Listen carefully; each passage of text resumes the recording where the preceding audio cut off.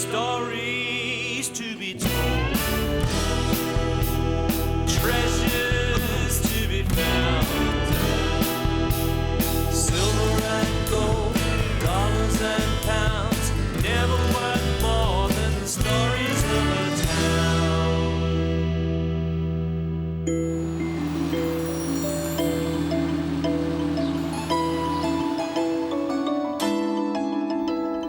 Back in 1842, a bloke called Alexander Donaldson had applied for a station licence in the New England.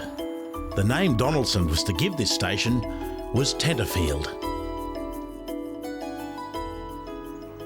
Now Donaldson had a penchant for duelling and was one of the participants in the last official duel in New South Wales history. It took place in Centennial Park in Sydney. The duel was between Donaldson and the famous Surveyor General Sir Thomas Mitchell over a matter of reputation. Thankfully, nobody was injured in this last confrontation, although it is reported that Donaldson's hat was shot off. He lived to tell the tale, and a month after the pistols were put away forever, he was witness to Tenterfield being proclaimed a town. What's more, Alexander Donaldson later became Sir Alexander and the first Premier of New South Wales.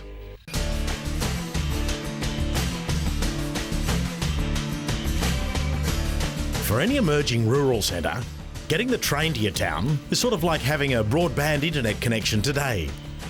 For Tenterfield, it was one of the most significant moments in its history. The population immediately increased and there was a permanent link to the city and the ports. That meant money, prosperity and influence. It also placed Tenterfield as the last New South Wales station on the only rail link between Sydney and Brisbane. Just a little over 20 k's north of Tenterfield is about as far as you can go in New South Wales. This is the border with Queensland right here. And this is Wallangarra Railway Station, which was the major junction between the two big railway systems. Now, not only were the track gauges different on both sides of this station, but the awnings are unusual as well. On this side, you've got a standard New South Wales awning, as seen on so many stations round the state at the time. Whereas on this side, you've got a classic Queensland awning with a lovely arch here. I think the engineers have really gone to town on the idea of state of origin on this one. These were the days when a border crossing meant a whole lot more than a different time zone. Firstly, different rail gauges meant everything crossing the border had to be loaded and unloaded. And before Federation, well, it was like entering another country. The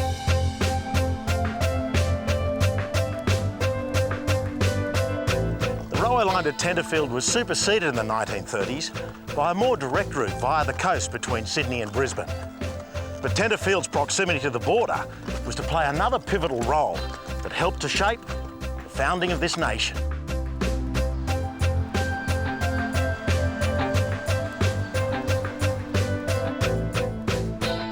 Sir Henry Parkes was journeying back through Tenterfield, having been in Brisbane discussing the potential of unification. He had been the state member for Tenterfield between 1882 and 1884 and had a real fondness for the place. At a banquet held in his honour at the School of Arts, he made a speech that was to echo around the country for years to come. My fellow Australians, I propose an immediate meeting of all colonial governments to devise a constitution that will bring into existence a federal government with a federal parliament for the conduct of a great nation's affairs. That is what we want, Australia. That is what we want now. This was the first of many speeches Parkes was to make on the need for federation. He saw the main advantages as being a combined military force and the coordination of the railways and the economy. It was a good 12 years before a vote finally went to the public, a vote, incidentally, that the people of Tenterfield overwhelmingly supported.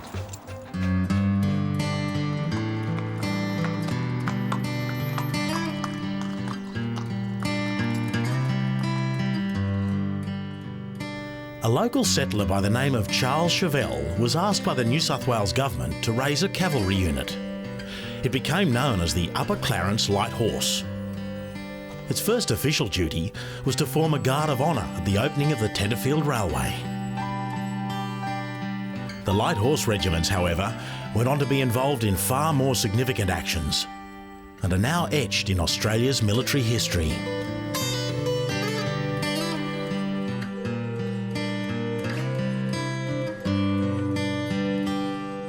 Regiments of the Light Horse served in the Boer War, in Gallipoli, Palestine and even the Western Front, by which time they were under the command of the now General Harry Chauvel.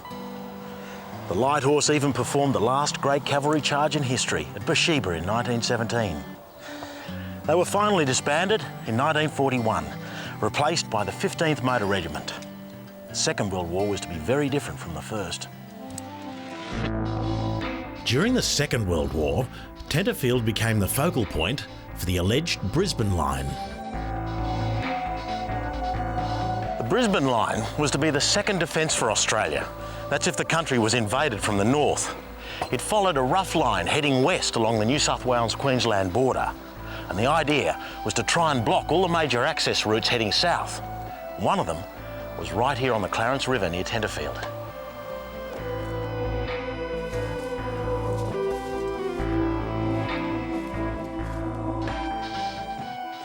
Here at Paddy's Flat are the remnants of an old tank trap. These huge concrete triangles were used to span a bottleneck in the river. These are probably the only remaining evidence of what was supposed to be the Brisbane Line.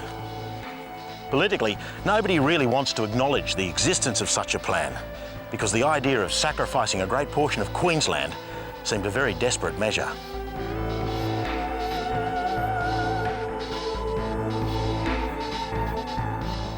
Thousands of troops were based in Tenterfield. 9 separate camps were spread around the town, at times testing the town's capacity to deliver services and food.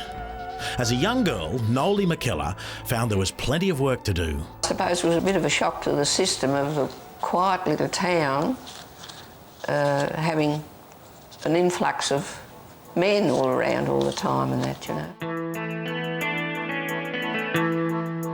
Dad was a general carrier. He couldn't get men to work. They'd gone to the war. So I just went and helped him, and when I was old enough I could get my licence. Then I started to drive the truck for him. I used to get up early, meet every train that came in with goods on it, like the ice cream, the fruit and vegetables and groceries. It wasn't a girl's job, but there was just no men around. I used to take the men out to the London Bridge camp. One afternoon I was very embarrassed because the boys had all been out on bivouac and all come back and got into the rush to the showers. And then so Noli had to drive around the camp area. And when I did look, I suppose, there was no walls on the showers. They were all just open showers and no wall on. So I was I don't know what colour I went that day. Well, Dad was in the First World War. He knew sort of war life. When this Second War started, he just made open house and the boys just come and went as they liked. You'd go out and you'd come home and you'd find the boys all in the house and that. They were here every night, and of course that was a meal every night too, I think. You know, people had company too. I think everybody became more friendly, I think, you know, everybody sort of in together, because we knew the war was on and we didn't know what was going to happen. But I think everybody pulled together very well.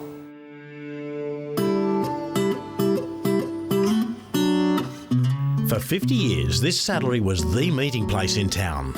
A bloke by the name of George Woolnough worked here from 1908 until his retirement in 1960. But it was his grandson who penned a song titled Tenterfield Saddler who truly immortalised George. Even though Peter Allen went on to international fame and fortune, he never forgot his birthplace here at Tenterfield. To become an icon town, it appears it helps to have a song written that mentions your name. Time is a traveller, Tenterfield saddler turn. It never ceases to amaze me, some of the people who have changed the face of these towns. Ride again, jackaroo, think I see kangaroo. Tenterfield's contributors are a most impressive group. Time is a tale teller. Essentially, these places continue to thrive through the efforts of everyone who lives in an Australian icon town.